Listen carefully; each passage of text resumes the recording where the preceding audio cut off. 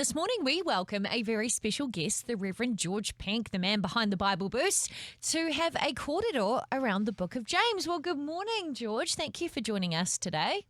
Well, thank you. Always a pleasure to be here. Do you often introduce yourself as the Reverend George Penk as well? Like, you know, when you meet somebody for the first time? Hello, I am the Reverend George Penk. I just said, hi, George. Is that bad? Look, I answer to nothing else, so I'm just going to take off. I'm so offended. I can't take this anymore. I can't work in these conditions. How dare you call me George? Well, look, we're in the book of James today. So, look, what stood out to you in the book of James that you wanted to bring up for New Zealand's biggest small group? Well, James says something really interesting in chapter 1 about wisdom. He says, if any of you lacks wisdom, you should ask God, who gives generously to all without finding fault, and it will be given to you. That's James chapter 1, verse 5. And it got me thinking about, I don't know if you guys have heard it, but that saying about wisdom and tomatoes. They say that knowledge is knowing that tomatoes are technically fruit, right? Mm-hmm. But wisdom is not putting them in a fruit salad. Well, I don't know. I mean, depends what kind of salad you like, right?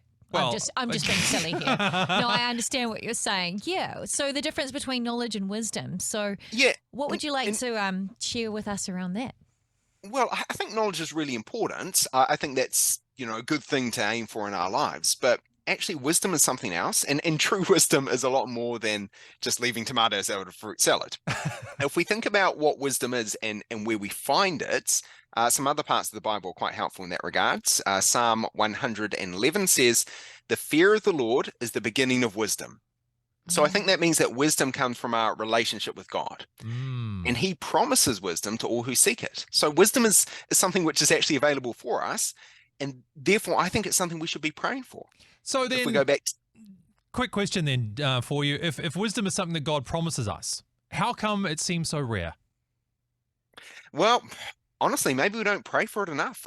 There's a friend of mine who is very wise, somebody I have a lot of respect for, and he says he prays for wisdom from God every day. If there's one thing he wants to pray for on a daily basis, it's wisdom. And I think that's not a bad approach to take. I mean, if we go back to that verse from James chapter 1, he says, if any of you lacks wisdom, you should ask God, who gives generously to all without finding fault, and it will be given to you. Now, I can't speak for you guys. I can't speak for anyone else listening to the show this morning, but sometimes I'm lacking wisdom. This is something I need to be praying for. Yeah, absolutely. Oh, I mean, I can relate to that wholeheartedly. One thing that strikes me about what you said before in the Psalms is that the beginning of wisdom is the fear of the Lord. So does that mean that we actually have to have a certain amount of wisdom to actually know that we need God and come to him in the first place? Ooh, interesting. Ooh, I like it.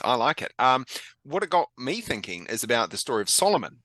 Also in the Old Testament, as are the Psalms, and that moment in, I think it's 1 Kings chapter 3, where the Lord appears to Solomon in a dream, and he says, ask me for anything you want, and Solomon asked for wisdom, and this pleases God, and then we hear that, the Lord gave him wisdom. Solomon was wiser than anyone else. So yes, good. Let's ask God for wisdom as Solomon did.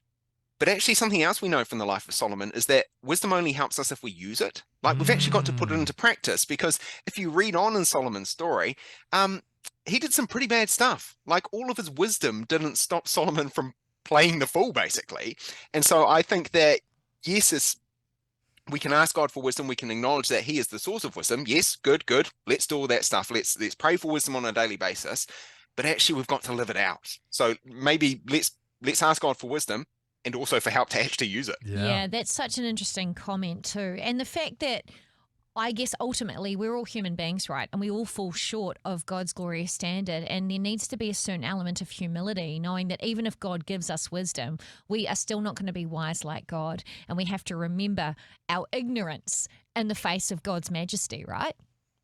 Yeah, absolutely. I mean, that verse from Psalm 111, which was just mentioned, the fear of the Lord is the beginning of wisdom. And the word fear in that context, it's not so much about being frightened. I don't think it's about this sort of deep respect and reverence for God. So we approach God with reverence and awe.